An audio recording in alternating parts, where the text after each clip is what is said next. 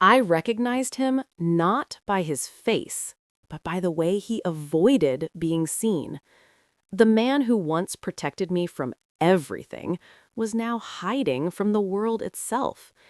And when our eyes finally met, I realized the past hadn't ended, it had been waiting. I thought my life was already finished once. The day my husband disappeared without explanation, leaving behind debts, shame, and a silence that destroyed me slowly for years. I rebuilt myself from nothing. I learned how to survive without answers. But nothing prepared me for the day I saw him again. Bent over a trash bin, collecting cans like a ghost everyone ignored. What I didn't know yet was that his disappearance wasn't betrayal. It was a sentence. And his fall was the price he paid so I could stay alive. I was 45 when I believed my life had settled. Not perfect, not grand, but steady. Marcus and I had been married for 23 years. We didn't chase luxury. We chased quiet evenings, paid bills, and the comfort of knowing tomorrow wouldn't surprise us. That illusion lasted until a Thursday morning. He kissed my forehead before leaving for work. Nothing dramatic. No tension, no warning. "I'll be late," he said casually. Those were the last normal words he ever spoke to me. He didn't come home that night, or the next, or the one after that. By the third day, silence stopped being absence and became a presence that sat on my chest. A courier arrived instead of my husband. One envelope, one page. "Forgive me. Don't look for me. This is the only way." No signature, no reason. That was when my life cracked. Within weeks, everything collapsed. Accounts frozen, loans I never knew about, legal notices with my name on them. People whispered. Some pitied me, others judged. He ran because of her, they said. I believed them. I hated him because hate gave shape to pain. Hatred explained abandonment. Silence didn't. For years, I carried that hatred like a survival tool. By 52, I cleaned offices at night. I learned how hunger feels when pride is already gone. I stopped expecting justice. I stopped expecting answers. I stopped expecting him. When Marcus disappeared, people didn't rush to help. They rushed to explain. Everyone had a version. Everyone needed a reason, and most of those reasons had my name in them. At first, I tried to defend him. I told people he must be in trouble, that something had gone wrong. But after the debts surfaced, after the letters from banks, lawyers, and courts began piling up, defense turned into embarrassment, and embarrassment turned into silence. I learned quickly that silence makes people comfortable. The first thing I lost was the house. Not because I wanted to leave, but because one morning, the locks no longer opened. A man in a pressed suit handed me papers without meeting my eyes. I had 30 minutes to collect what mattered. I stood in the living room, surrounded by a life that no longer belonged to me. I didn't cry. I just couldn't decide what deserved to survive. I took clothes, documents, one photo album. I left behind furniture Marcus had built with his hands, shelves he had measured twice, a doorframe where we marked our height over the years. I remember thinking, if love was real, it wouldn't be this easy to erase. I was wrong. Love doesn't disappear. It just gets buried under survival. I moved into a rented room that smelled like damp walls and old regret. One window, a bed, a table that leaned to one side. The landlord didn't ask questions. He didn't care. That kindness hurt more than judgment. At the grocery store, conversations stopped when I entered the aisle. At church, prayers became distant. People didn't say Marcus's name anymore. They said, "What happened to you?" As if I were the event. I told myself I hated him. I needed to. Hatred gave me something solid to stand on when everything else collapsed. I hated his silence, his letter, his absence. I hated that he left me to answer questions he refused to face himself. I didn't know yet that hate was the story he needed me to believe. By 50, I was invisible. I cleaned offices after midnight. I washed dishes in places that never asked my name. I folded other people's laundry while my hands cracked in winter. I learned how to stretch one meal into 2 days, how to sleep through hunger, how to keep dignity quiet so it wouldn't starve me. Nights were the worst. During the day, survival kept me busy. At night, memories attacked. The way Marcus used to hum while working, the way he held his coffee mug with both hands, the plans we never finished. I told myself those memories were lies, that the man I loved had never existed. It was easier than asking why. Something in me shut down permanently. I stopped imagining a future. I stopped thinking in years, then months, then weeks. Life became something measured in shifts and how much energy it took to stand up again. If someone had told me back then that this ruin was deliberate, that it was calculated, I wouldn't have believed them. I thought destruction like this only happened by accident. Once, only once, I almost tried to find Marcus. I stood outside a police station with his letter in my hand. I thought about reporting him missing again, about demanding answers.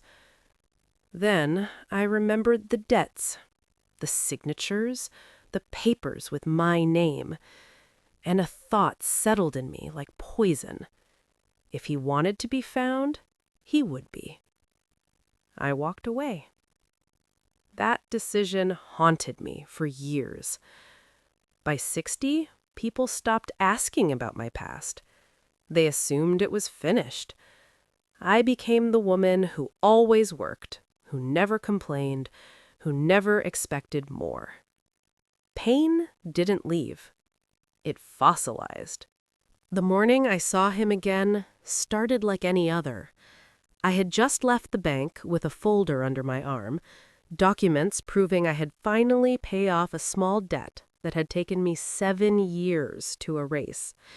I remember feeling lighter. Then the street narrowed, the sound faded, and I saw a man bent over a dumpster.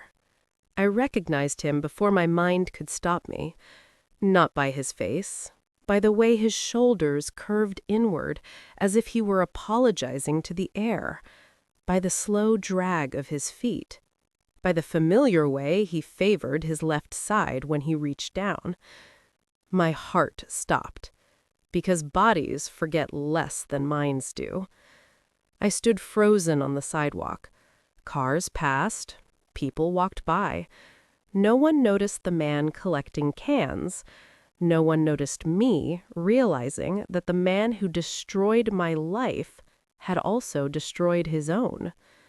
A part of me wanted to disappear, to cross the street, to protect the fragile version of myself that had finally learned how not to feel. But something heavier than pride pulled me forward, something unfinished. My heels clicked against the pavement. He looked up. For one terrible second, his eyes were empty. Then recognition struck him like a physical blow. He tried to move away, as if I were danger itself. Marcus? The name felt foreign in my mouth. He lowered his head. "You shouldn't see me like this," he said. That was when I knew. Whatever story I had told myself for years was about to be destroyed. The morning I saw him again started like any other. I had just left the bank with a folder under my arm, documents proving I had finally paid off a small debt that had taken me 7 years to erase. I remember feeling lighter. Then the street narrowed, the sound faded, and I saw a man bent over a dumpster. I recognized him before my mind could stop me, not by his face, by the way his shoulders curved inward as if he were apologizing to the air, by the slow drag of his feet, by the familiar way he favored his left side when he reached down. My heart stopped, because bodies forget less than minds do. I stood frozen on the sidewalk. Cars passed, people walked by. No one noticed the man collecting cans. No one noticed me realizing that the man who destroyed my life had also destroyed his own. A part of me wanted to disappear, to cross the street, to protect the fragile version of myself that had finally learned how not to feel. But something heavier than pride pulled me forward, something unfinished. My heels clicked against the pavement. He looked up. For one terrible second, his eyes were empty. Then recognition struck him like a physical blow. He tried to move away, as if I were danger itself. Marcus? The name felt foreign in my mouth. He lowered his head. "You shouldn't see me like this," he said. That was when I knew. Whatever story I had told myself for years was about to be destroyed. I stood a few steps away from Marcus, close enough to see the cracks in his hands, far enough to pretend I still had control. He smelled like the street, dust, sweat, something metallic and sour. His clothes hung on him like they belonged to someone else. "Go," he said quietly. "You've already seen too much." I didn't move. Up close, time had been merciless to him. His beard was uneven, white threaded through dark, his cheeks hollow, his eyes sunken, not from age, but from hunger. This was not the man who once corrected my posture when I walked. This was someone life had folded inward. "Why are you here?" I asked. He didn't answer. Years of restraint cracked open. "Do you have any idea what you did to me?" My voice trembled, but I didn't stop. "You vanished. You erased yourself. You left me to drown." People passed us without looking. Marcus flinched at my words like they were physical blows. "I didn't leave you," he said. "I removed myself." I laughed bitterly. "That's the same thing." He shook his head slowly, exhaustion carved into every movement. "No," he whispered, "it isn't." His knees buckled without warning. One moment he was standing, the next his body folded like it had reached its limit years ago. I caught him by instinct. His weight shocked me, far too light for a man who once carried beams on his shoulders. Someone called an ambulance. I knelt on the pavement, holding his head in my lap, my coat beneath him. The position was painfully familiar. I had done this before, years ago when sickness was temporary. This time felt final.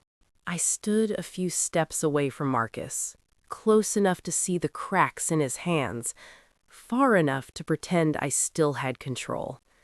He smelled like the street, dust, sweat, something metallic and sour. His clothes hung on him like they belonged to someone else. "Go," he said quietly. "You've already seen too much." I didn't move. Up close, time had been merciless to him. His beard was uneven, white threaded through dark, his cheeks hollow, his eyes sunken, not from age, but from hunger. This was not the man who once corrected my posture when I walked. This was someone life had folded inward. "Why are you here?" I asked. He didn't answer. Years of restraint cracked open. "Do you have any idea what you did to me?" My voice trembled, but I didn't stop. "You vanished! You erased yourself! You left me to drown!"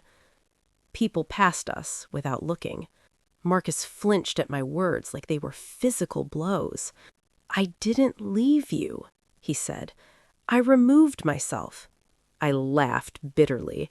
"That's the same thing." He shook his head slowly, exhaustion carved into every movement. "No," he whispered, "it isn't." His knees buckled without warning. One moment he was standing, the next his body folded like it had reached its limit years ago. I caught him by instinct. His weight shocked me, far too light for a man who once carried beams on his shoulders. Someone called an ambulance. I knelt on the pavement, holding his head in my lap, my coat beneath him. The position was painfully familiar. I had done this before, years ago when sickness was temporary. This time felt final. Inside the ambulance, machines beeped steadily. A paramedic spoke in clinical tones. Dehydration, anemia, malnutrition. Words without emotion. I stared at Marcus's face, pale against the harsh lights, and felt something terrifying shift inside me. At the hospital, they tried to send me away. "Family only," a nurse said. "I am," I replied before thinking. The words surprised both of us. Hours passed. Marcus lay unconscious, machines doing what his body could not. I sat beside him, arms crossed tightly, as if holding myself together by force. I realized I wasn't angry anymore. I was afraid. He woke just after midnight. The first thing he did was look away. "Don't," he said hoarsely. "Don't stay." I leaned forward. "You don't get to decide that anymore." "Why?" I asked. One word, carrying decades. "Why did you destroy us?" He closed his eyes. "I didn't go broke," Marcus said. "I was ordered to fall." I felt cold spread through my chest. "Ordered by who?" He didn't answer. Silence filled the room, heavier than any scream. He turned his face toward me. His eyes were wet. "It was to save you." The words landed like a detonation. I couldn't speak. My hands shook as if they didn't belong to me. "Save me from what?" I whispered. Marcus swallowed with difficulty. "The truth," he said, "and the people who own it." He tried to sit up. His body failed him again. The monitors reacted instantly. Nurses rushed in, voices overlapping. I stepped back, my heart hammering. They stabilized him, sedated him, left me alone again with questions that burned hotter than anger ever had. I realized something terrifying. If he was telling the truth, then my hatred had been engineered. That night, I didn't sleep. I watched his chest rise and fall. I remembered every insult I had thrown at his memory, every curse, every wish that he would suffer, and I felt sick. At dawn, he woke again. His voice was weak, but clearer. "They made me choose," he said. "Choose what?" He looked at me. "Which one of us would survive?" "They showed me a picture," Marcus continued. "You leaving the building, the time, the route." My blood ran cold. "They said accidents happen every day." "I took the blame," he said. "I signed everything. I vanished. So they'd leave you alone." I covered my mouth. Every debt, every seizure, every ruined year suddenly had a shape. "All these years," I said softly, "I hated you." He nodded. "That's how I knew it worked." "If you had tried to find me," Marcus said, "they would have noticed. I had to be the villain. So you could be invisible." I leaned back in the chair, dizzy. My past rearranged itself violently. I hadn't been abandoned. I had been shielded. "You don't get to carry this alone anymore," I said. Fear flashed across his face, not for himself. "For you," he whispered. "I'm done being protected," I replied. "Now we tell the truth." Later that day, I noticed them. Men who didn't belong. Standing too long in hallways, asking the wrong questions. Marcus squeezed my hand. "They know you're here," he said. I didn't let go. "Then let them watch," I said quietly. "I'm not leaving again." Marcus closed his eyes. For the first time since I'd seen him, he looked afraid. Not because of what he'd lost, but because the lie that saved me was finally breaking. Marcus waited until night. Hospitals sleep differently after midnight. Sounds soften, footsteps hesitate. He reached under the thin mattress and pulled out a sealed brown envelope. "I was told never to open it," he said. My chest tightened. "Then why keep it?" "Because if I died," he replied, "someone had to finish the story." Inside were documents yellowed by time, bank transfers that didn't belong to Marcus, contracts signed under coercion, names repeated across years like fingerprints. I recognized one. A man who appeared on television often, spoke about integrity, about justice. My stomach dropped. "They needed someone clean," Marcus said. "Someone trusted, someone replaceable." I traced the ink with my finger. "And when you refused?" "They framed my refusal as guilt." The cruelty was surgical. Everything I had survived was not collateral damage, it was strategy. They hadn't just erased Marcus, they had used him to erase anyone who looked too closely. "Why didn't you expose them?" I asked. Marcus looked at the door. "They warned me. If I surfaced, they'd finish what they started, with you." I believed him, because fear this precise doesn't come from imagination. Knowledge isn't empowering at first. It's paralyzing. I sat there, surrounded by truth, and felt smaller than ever. Then something unexpected happened. Anger sharpened. "They took 20 years from us," I said. Marcus shook his head. "No, they took your safety. I chose the rest." That sentence broke something open in me. "No," I said quietly. "They took both of us." I slipped the documents back into the envelope. "They won because you stayed silent," I said. "They keep winning because everyone does." Marcus's eyes widened. "Don't," he warned. "Please." I stood. "I already lost my life once," I replied. "I'm not protecting it with lies anymore."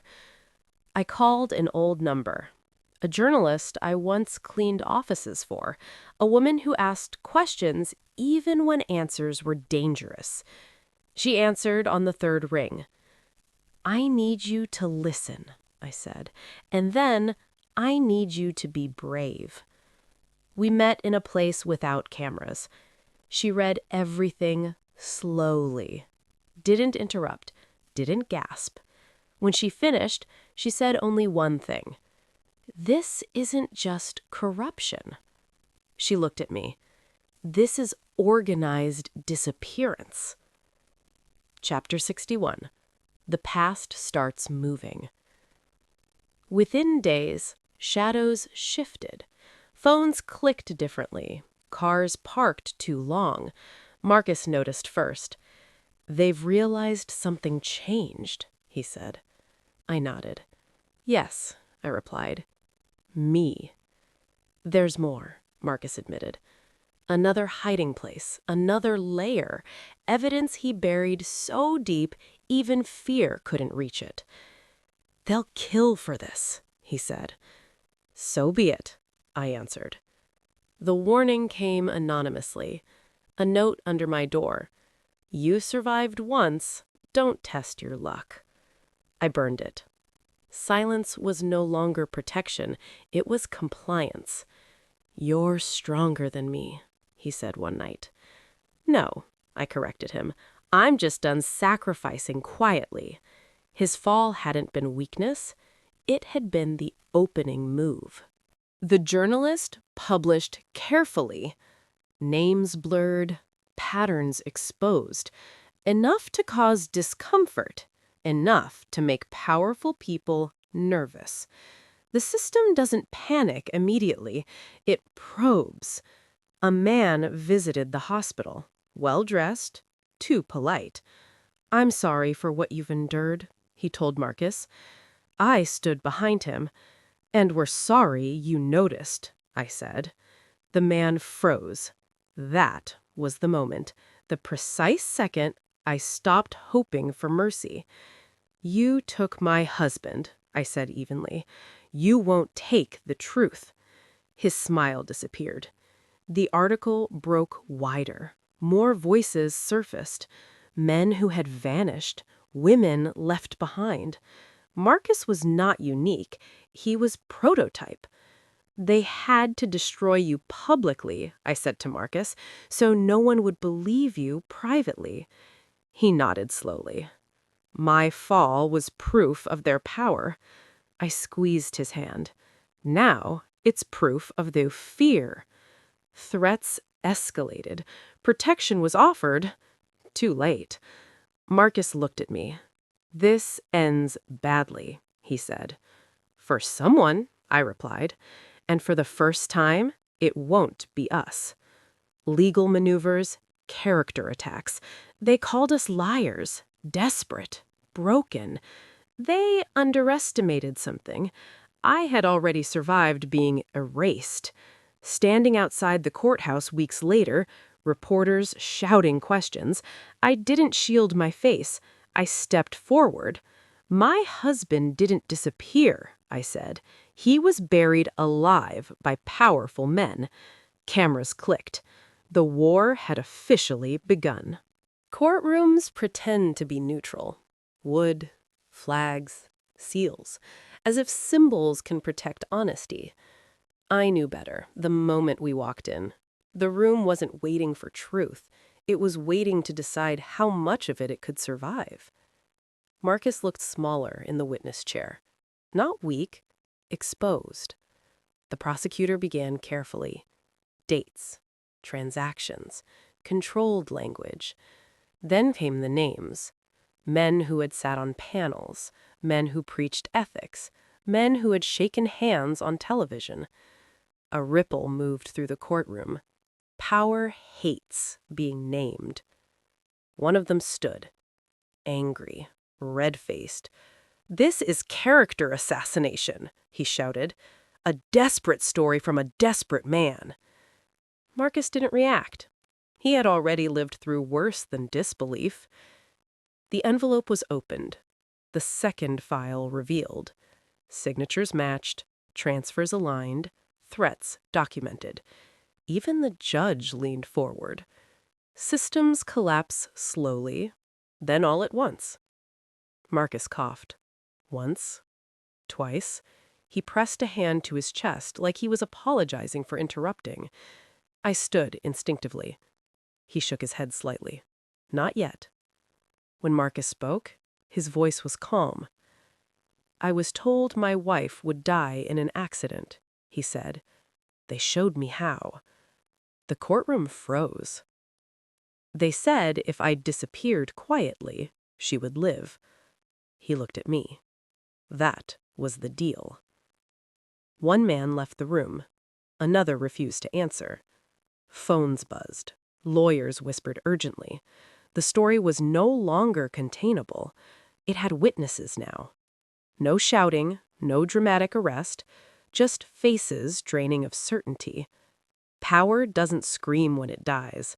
It negotiates. Marcus slumped forward. This time, I reached him first. His body shook violently. Years of hunger, cold, stress. Truth doesn't heal damage already done. Hospitals have rooms no one wants to stand in. White, too quiet. A doctor explained carefully. Organ failure. Irreversible. Marcus squeezed my hand weakly. "I told you this would end badly," he whispered. The verdict came days later. Charges filed, resignations announced, investigations expanded. The headlines were loud. Marcus didn't hear them. "I'm sorry," he said. "For surviving you," I replied. "For hating you. For believing the lie they needed me to believe." He smiled faintly. "That's how I knew you were safe." "Don't let them turn this into a lesson," he said. "Let it be a warning." I nodded through tears. "And live," he added. "Don't disappear with me." Marcus died quietly. No drama, no justice-filled speech, just a man who paid the full price for a truth revealed too late. I held his hand until it cooled. The world moved on. Trials continued. Careers ended. Systems promised reform. I returned to my small apartment. Grief doesn't need headlines. I speak now. At hearings, at interviews, at places where silence once ruled. Not loudly, relentlessly. Marcus didn't fail. He planted something. Every name exposed, every document released. That was his legacy. Sometimes I walk past the place where I first saw him again. The dumpster is gone. The street looks ordinary. That's how evil survives, by looking forgettable. I don't forget. Not for revenge, not for closure, but because silence is expensive, and someone always pays the full amount. If you're listening to this, if you stayed until the end, remember this. Truth doesn't always save the people who carry it, but it does save the people who come after. If this story moved you, if you believe stories like this deserve to be heard, follow/subscribe to my channel, because silence only wins when we stop listening.